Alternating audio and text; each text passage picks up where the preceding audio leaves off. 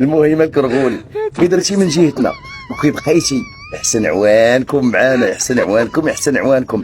المهم اليوم بغيت نقول لك واحد التصرفيقه سانك خطيره جدا. كوبا كتهدد الجزائر وكتطالبهم ب 450 مليون دولار مقابل تدريبها للبوليس بال. شوف رزقك فين كيمشي يا الكرغولي، وها علاش انت داير الطوابير يا عيني يا ليلي. ايوا شفتوا جمهوريه السيكيبيكي علاش نتوما جيعانين وعايشين القار؟ ها علاش ما عندكم لا حليب لا سميد لا سكر لا والو. دنيا نوار صحفيه مغربيه كتشتغل في قناه فرانس 24 وكتقدم الاخبار، وهي كتقدمها كلكم كتعرفوا ان الضيف ديالها المغربي قال الصحراء المغربيه، وهي قاطعته وقالت له لا الصحراء الغربيه، وعاود جاوبها قال لها انا نسميها الصحراء المغربيه وانت سميها كيف ما بغيتي، وهي في نظري انا خائنه ورخيصه. آخره. لكن لدي اليقين بأن قضية الصحراء المغربية بالنسبة للجزائر قضية جزائرية، ليس هناك من شيء آخر. عندما ترون الزيارة التي يقوم بها تبون الآن إلى روسيا، لنربط الغربية أنا أقول الصحراء المغربية، أنت بإمكانك أن تقولي الصحراء الغربية، ما في إشكال. قلت لكم راها مغربيه ولكن الله اعلم ما تعرفها لم نتابع، ولكن بغيت نحيي الصحفيين ديالنا المناضلين عبد الصمد ناصر محمد المباركي، تحياتي لكم لانكم كتناضلوا كتدافعوا عن الرايه المغربيه. لو الوعره دارت لنا فيديو وبغات تصحح فيه الغلطه ديالها، شوفوا بالجواباتنا.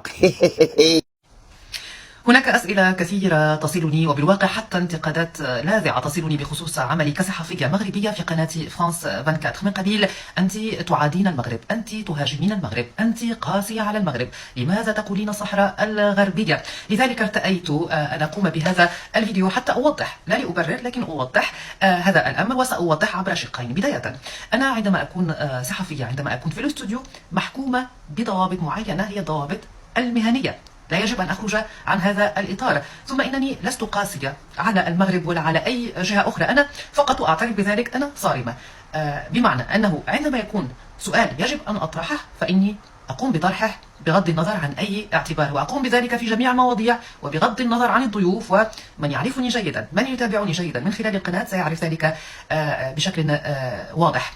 الشق الثاني متعلق بالصحراء الغربية. نحن في فرانس 24 نتبع ما يصطلح عليه داخل الأمم المتحدة، وأعتقد أن هناك قنوات أخرى، قنوات كبيرة تقوم بذلك. قناة الجزيرة على ما أعتقد تقول الصحراء الغربية.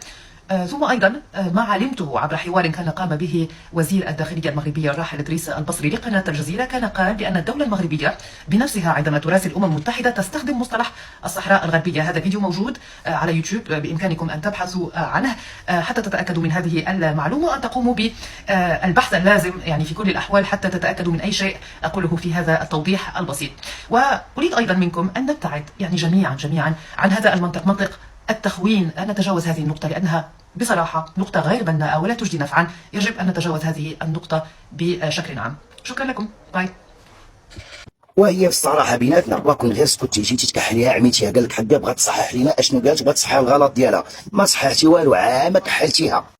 نتبعوا الكذاب تاع الباب الدار. نقولوا بان البصري راه كان كيسميها الصحراء الغربيه وكيدفعها في الدوسي اللي كانوا كيتوجهوا للامم المتحده، ولكن راه كانوا تيقولوا لها الصحراء الغربيه لانها كان قبل سميتها الصحراء الاسبانيه، ومن بعد باش يبدلوا لها التسميه قالوا الصحراء الغربيه حيت كاينه واحد الصحراء اخرى شرقيه غناخذوها حتى هي ان شاء الله، ونديروا روسنا ما فاهمين حتى حاجه.